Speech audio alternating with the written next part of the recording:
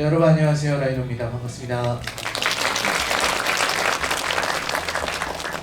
네, 진행을 해보겠습니다. 네, 여러분 오늘 보신 영화는 파네미로 오피니아와 세계의 열쇠를 보셨습니다.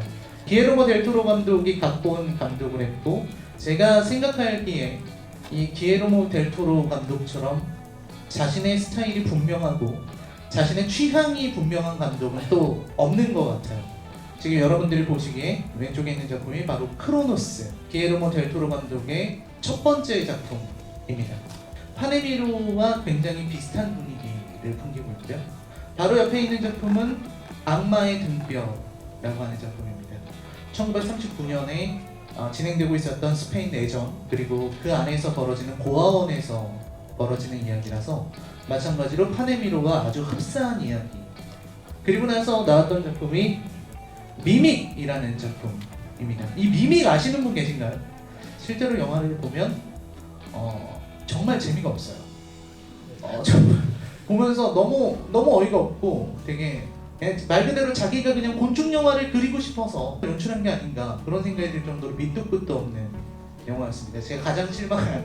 네, 이제 기에르모 델 토로 감독의 작품 중에서 명작이다 이런 평가를 받는 영화들은 아마 파네미로나 이런 쉐이프 오브 워터 사랑의 모양일 겁니다. 이걸로는 드디어 이 감독이 아카데미를 거머쥐게 되죠. 왜 파네미로랑 쉐이프 오브 워터 사랑의 모양은 이 사람이 만든 영화 중에서도 고평가를 받는 걸까? 제 개인적인 생각은 그런 것 같아요. 이 기에르모 델 토로 감독은 자신만의 그 분명한 색깔과 취향을 역사적인 사건, 시대상과 연결시킨 작품들이 파네미로와 쉐이프 오브 워터 사랑의 모양입니다. 그러니까 자신의 독특한 취향을 드러내는 데 그친 작품들은 오락적인 작품에서 멈추고 말았지만 그거를 시대상과 함께 그려낼 수 있게 된 순간 좋은 작품이 나온 거죠. 그래서 그런 부분이 참 훌륭한 감독이다 이렇게 말할 수 있겠습니다. 이번 파네미로 오피니아와 세계의 열쇠는 굉장히 잔혹한 동화죠. 생각해보면 동화는 잔혹한 동화들이 많습니다. 고전 동화라고 알려진 이런 고전적인 이야기들은 잔혹한 이야기로 돼 있죠.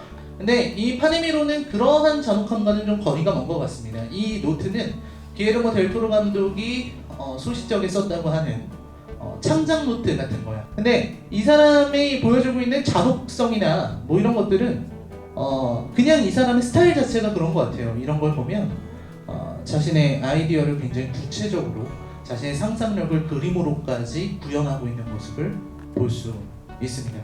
왜 이 영화는 그렇게 잔혹한가? 저는 잔혹함이라는 게 이 어떤 오피니아가 보는 세계, 그 세계 자체에 있다고 생각합니다. 그리고 기에르모 델 토로 감독이 보여주려는 세계의 모습과 관련이 있다 이렇게 생각을 해요. 이 시대 상황은 어떤 거냐? 바로 파시즘이죠. 이 시대는 2차 세계대전이 끝나기 전이고 나치가 패망하기 직전이에요. 그리고 스페인 내전이 곰다 못해 거의 끝까지 가고 있는 상황입니다.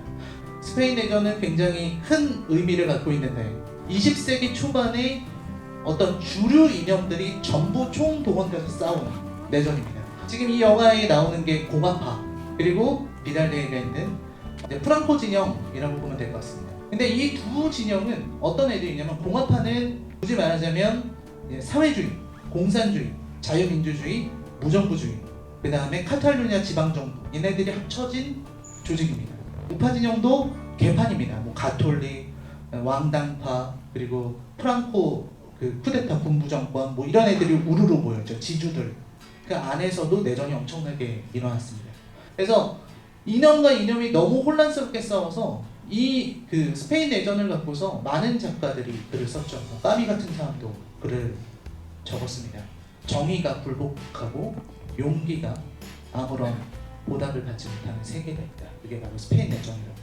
그래서 이 영화에서 드러내려고 하는 것은 파시즘의 위험성이에요. 비달데이가 보여주고 있는 잔혹성, 그 잔혹함과 아이가 바라보는 판타지 세계에서의 잔혹함, 그것을 구분을 두지 않으려고 했다고 저는 생각을 합니다. 이 영화를 보면서 여러분들이 다 똑같을 거라고 생각합니다. 무슨 생각이 드냐면, 이 얘기가 어디까지가 진짜일까? 오피니아가 만난 세계의 사람들은 다 진실이었고, 오피니아가 본 곤충이라든지 이런 것들은 진실이 아닐 가능성이 많습니다. 왜 그렇게 말씀을 드리냐면 곤충이 요정이 될 때 그 요정이 되는 장면을 보는 사람은 아무도 없어요. 오피니아만 보고 있거든요. 그리고 오피니아는 곤충이 요정이 되기 전에도 그 곤충을 보고 요정이라고 말하고 있습니다. 그거는 이미 오피니아의 상태가 정상이 아니라는 것을 의미하는 걸 수도 있죠. 그러면 오피니아는 왜 그런 정상이 아닌 상태가 돼야만 하는가? 그 아이가 순수해서일 수도 있겠지만 저는 오피니아가 처해 있는 이 현실에 대해서 얘기하고 싶어요. 그 현실은 바로 비달대위입니다. 비달대위는 굉장히 잔인한 파시즘을 가지고 있는 사람, 그리고 굉장히 잔인한 성격을 갖고 있는 사람입니다. 처음에 비달대위랑 오피니아가 만날 때, 처음에 만났을 때 악수를 해요. 악수는 오른손으로 하는 거다, 이렇게 얘기를 하죠. 그 당시에 공화파들은 왼손으로 악수를 하고 그 다음에 왕당파는 오른손으로 악수를 했대요. 그러니까 오피니아가 왼손을 건넨 건 굉장히 자연스러운 것이었다라는 해석이 가능해요. 그러니까 집 자체가 봉제사의 그 집안이 공화파 집안이기 때문에 왼손으로 악수하는 것을 너무 많이 봤고 익숙했기 때문에 비달에게 왼손을 내민 거죠. 그게 비달이 볼 때는 매우 못마땅했던 거죠. 그런 어떤 시대 상황과 관련이 있을 수 있다라는 말씀을 드릴 수 있겠습니다. 판과 만나고 나서 이제 오피니아의 판타지가 시작이 되는 거죠. 그리고서 이 아이가 3가지 퀘스트를 해야 되는 상황입니다. 이게 이제 여러분들이 제일 그 동시파괴의 핵심 아닙니까? 나의 판타지는 이렇지 않아. 난 이런 걸 보러 온 게 아니었어. 라는. 이거야말로 제가 볼 때는 정말 어떤 어린아이가 상상할 수 있는 그 끔찍한 공포. 여기에서 이제 많은 분들이 여기서 오피니아가 그 포도를 먹는 걸 보고 정말 저도 보면서 도대체 제가 왜 저러나, 그걸 왜 먹는단 말인가, 이런 생각을 저도 많이 했습니다. 감독은 그 전날에 얘가 굶었다라는 설정을 넣었어요. 그 옷 이렇게 드레스 지저분해지고 만찬에 늦었기 때문에 벌로 굶겼어요. 그래서 애가 배가 고파서, 포도가 있으니까 어린애들이 뭐 주워 먹을 수도 있는 거죠.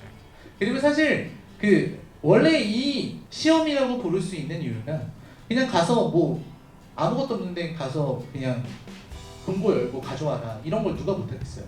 진정한 그거는 이걸 먹느냐 마느냐인 거죠. 그래서 먹고 도망가는 장면까지 나옵니다. 만드레이크 장면을 여러분들이 어떻게 해석하시는지 정말 저도 많이 궁금합니다. 네, 만드레이크 장면 같은 경우도 저는 그냥 존재하지 않는 것이다, 이렇게 생각을 하거든요. 그러면 이제 이렇게 얘기할 수 있죠. 저 만드레이크를 집어넣고 났는데 엄마의 상태가 좋아지는 건 어떻게 설명할 거냐. 제가 볼 땐 주치의 약이 먹혀 들어가기 시작했다. 주치의 처방은 이제서야 빛나기 시작했던 것이다.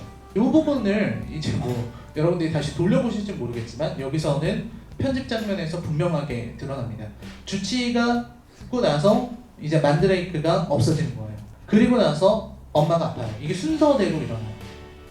근데 만드레이크가 의미가 없다는 걸 생각을 해보면 엄마가 출산하고 죽잖아요.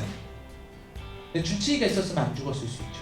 의사가 있었으면 살 수 있었을 것이다. 이 비달대위는 아주 다양한 모습을 보여주는데 그게 아이에게도 가차없이 냉정한 모습, 그리고 토끼를 사냥하려고 했던 부자를 죽일 때 열심히 면도를 하는 모습, 이런 부분들이 어떤 비달대위의 철저한 면, 이런 걸 좀 보여주고 있고, 한편으로는 철저하게 비인간적인 모습이라고 할 수 있겠습니다. 비달대위는 가만히 보면 인간적인 관계가 존재하지 않아요. 그리고 오피니아가 상상한 아주 많은 괴물들은 전부 다 비달대위의 모습이라고 저는 생각을 합니다. 비달대위가 죽을 때 아들에 대한 집착을 끝까지 드러내면서 비달대위는 처음부터 끝까지 아들에 대한 집착을 드러내고 있습니다. 그렇다면 비달대위가 왜 이런 악마가 된 것인가, 왜 이런 악당이 된 것인가 라고 생각을 해보면 이 비달대위는 아버지에 대한 열등의식, 아버지에게 받았던 그런 압박감, 이런 게 있었던 거죠. 그가 마지막에 죽음을 예감하고서 부탁했던 것도 자기 아버지가 자기에게 해준 건 똑같은 거죠. 아들은 아버지가 있는 곳에서 태어나야 되고 아버지가 죽은 시간을 알아야 한다. 오피니아는 지하왕국에 갑니다. 이 지하왕국에 갔다는 거는 사실 우리의 마음속에서는 정말 이 오피니아가 지하왕국으로 갔으면 좋겠다라는 생각이 들지만 여기 있는 배우가 카르멘이죠. 어머니잖아요. 그리고 저 저기 있는 저 왕처럼 보이는 존재가 아마 진짜 아버지이지 않을까 싶습니다. 그러니까 봉제사. 그렇다는 거는 셋 다 죽었다는 뜻으로 저는 이해를 하고 있습니다. 이 소녀가 나타난 세상은 이 소녀가 바라본 것보다도 더 잔혹한 곳이었다라고 할 수 있겠습니다. 오피리아를 통해서 보여주려고 했던 것이 전쟁의 참상이지 않았나? 네, 그렇게 생각을 하고 있습니다. 파네미로 오피리아와 세계 열쇠는 기에르모 델 토로 감독의 작품들 중에서 가장 뛰어난 작품 중 하나로 평가되고 있는 작품이고 잔혹한 판타지라고 할 수 있는 작품이죠. 네, 질의응답 시간입니다. 영화 제목이 파네미로 오피리아의 세계의 열쇠잖아요. 나머지 두 개의 열쇠에 대한 의미는 어떻게 해석해 보세요? 이제 열쇠가 두꺼비를 통해서 나온 열쇠는 정말 열쇠의 모습이었죠. 그 다음부터 나온 열쇠들은 열쇠라고 보기가 좀 어려웠죠. 오피리아가 극복해야 되는 몇 가지의 과제들이었다고 저는 생각을 합니다. 첫 번째로 두꺼비에게서 보여줬던 것은 오피리아의 어떤 기지. 두 번째 시험하려고 했던 것은 오피리아의 어떤 인내력. 세 번째에서는 오피리아가 어느 정도 헌신할 수 있는지. 그 세 가지 열쇠의 의미는 각각 그런 것이 아닐까라고 저는 개인적으로 생각을 하고 있습니다. 그 대위가 보면은 한 씬에서는 자기 모습을 보면서 굉장히 화끈한 표정으로 면도칼로 자기 목을 그어버리는 연출이 나오는데 어떤 의미가 있을까요? 일종의 자기 혐오가 아니었나 싶어요. 그러니까 사실 비달 대위는 그렇게 성공한 군인은 아니죠. 근데 이야기를 들어보면 비달 대위 아버지는 굉장히 성공한 군인인 것처럼 드러나고 있습니다. 그렇다면 자기 아버지처럼 되고 싶다, 그리고 아버지처럼 되어야 한다라는 그런 어떤 감각. 거울에 비친 자신의 모습은 자신이 바라는 모습과 같지 않기 때문에 자기를 죽이는 그런 신용을 했다. 이렇게 주치가 엄마를 안정시키려고 넣었던 그 약 있잖아요. 그걸 오피리아가 나중에 그 술에 엄청 많이 쭉 짜서 넣었던 것 같은데 그게 왜 이달을 재우지 못하고 그렇게 아기의 눈으로 봤을 때 그게 되게 위험해 보였는데 그게 아니었은 건지 아니면 그 사람이 정신력이 강해서 그런 건지 스스로 이제 답도 다 해주셔가지고 그 두 가지 답이 전 다 맞는 거라고 생각해요. 한 가지 더 하자면 비달대위가 그때 잠들 수 있는 상태가 아니었다. 공화주의자들이 이렇게 공격을 계속해서 오고 있는 상황이었고, 그 다음에 이제 자기는 고통을 가지고 있는 상태였죠. 저는 그렇게 해석을 하고 있었습니다. 두 번째 미션에서 길을 안내하는 요정들이 여기를 열어라 했는데 그게 안 열리고 다른 데를 선택해서 열었잖아요. 그 장면이 어떤 의미가 있었는지 궁금합니다. 너무 오늘 질문이 너무 좋은 질문들이고 너무 디테일하셔서 요정들이 처음에 안내를 하고 이제 열쇠를 열러 가는데, 근데 한 번은 잘못된 구멍으로 요정들이 안내를 하죠. 판이 그 이후에 오피리아가 사고가 있었다라고 하니까 우리가 당신을 잘못 봤다, 잘못 이해했다라는 식으로 얘기를 하거든요. 요정들도 오피리아를 잘못 이해하고 있었던 것 같아요. 그래서 잘못된 길로 안내를 한 거죠. 그 부분에서 오피리아가 다른 부분에서 열었다는 것부터가 이제 오피리아가 그 이후에 포도를 먹게 되는 그 상황으로 이어지는 어떤 개연성을 주는 장면이 아닌가. 그 오피리아가 아이를 들고 뛰다가 이제 마지막에 판이랑 이제 맞닥뜨린 다음에 쿠키를 원하면서 굉장히 이렇게 오피리아를 설득을 하려고 하는 모습을 보이는데 오피리아가 망설이다가 결국에는 선택을 안 하는 그런 모습이 나오거든요. 그 장면을 약간 오피리아가 그 아기에 대해서 품고 있는 애증의 그런 표현으로 볼 수 있을까요? 저도 이제 비슷한 생각을 했기 때문에 되게 놀랍습니다. 저는 이제 그렇게 생각해요. 그 비달 대위에게 있어서 그 아들이라는 존재는 오피리아가 볼 때는 애증의 대상이라고 볼 수가 있죠. 그리고 그 아이야말로 어떻게 보면 만악의 근원처럼 보일 수도 있습니다. 하지만 오피리아는 정확히는 이 아이를 지키는 걸 선택을 한 거죠. 그래서 사실 비달 대위로부터 빼앗아서 도망친 것도 이 아이가 잘못될 것 같아서 도망쳤다라고 저는 생각을 하거든요. 그곳에서 비달 대위가 애를 키우게 놔두면 제2의 비달이 될 테니까. 마지막으로 결국 이 영화는 우리들에게 어떤 메시지를 주려고 했던 걸까요? 좀 애매해서 여쭤봅니다. 이 영화가 결국 전달하고자 하는 건 어떤 거였을까요? 저는 그렇게 생각해요. 어떤 영화든 간에 영화를 본 사람이 자신이 그 영화의 주인이다라고 생각합니다. 그러니까 제가 여기에서 사실 기에르모 델 토로 감독이 전달하고자 했던 것은 전쟁의 참상뿐만 아니라 그 참상 속에서 죽어나는 생명, 그리고 죽어간 오피리아 그리고 오피리아가 살리고자 했었던 그 아이 그걸 통해서 삶과 죽음을 명백하게 드러내려고 한 것이다라고 저는 생각을 하는데 근데 그거는 저의 어떤 개인의 감상인 거고 또 여러분들이 보시고 나서 여러분들이 보신 숫자만큼의 또 다른 감상과 답이 있을 수 있을 거라고 저는 생각하고 있습니다. 와주셔서 정말 너무 감사합니다. 저는 이따 밑에서 뵙도록 하겠습니다. 고맙습니다. 안녕.